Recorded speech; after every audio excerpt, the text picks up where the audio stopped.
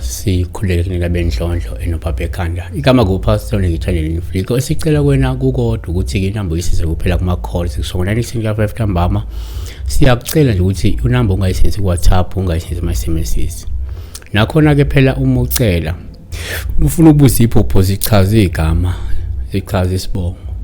Bingelela cela. You are not entitled, yabona.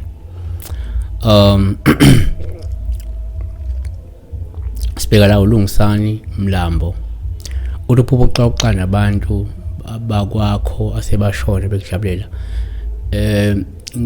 Ngicinga gcina sengithuka umuntu nginolaka kakhulu, nginama anger issues, abantu abazama ukubingelela becela. Nginama anger issues guys.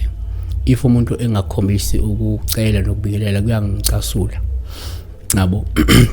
So abantu abangasekho are people who are no longer with us, people who are dead, people who have passed on.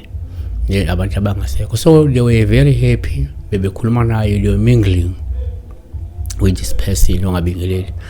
So ngokwesintu kabantu abangasekho babathatha njengezidalwa, bathatha njengamathongo. So ukusho ukuthi whenever you see them be happy, mingling with you, interacting with you, yabona, it's a positive dream. Number one, ngokujwayelekile kumaphupho abantu abangasekho kuyakuthatha njengophawu oluhle uma bekujabulela noma bexoxa ngalo kuba lokho kukhomba ukuthi lindele inguquko ezinhle ezizayo empilweni yakho. Number two, ngokwesintu futhi umaphupho abantu abangasekho ngabe uphawu oluhle uma bejabulile bexoxa nawe ngoba lokho kungakhomba ukuthi kungenzeka nje ubudlelwano bakho noma kubudlelwano phakathi kwakho namathongo buhle kakhulu futhi ke ayakwamukela wena. Awufuthi asikho isikhalo nje manje esithinta idalo noma esithinta amathongo.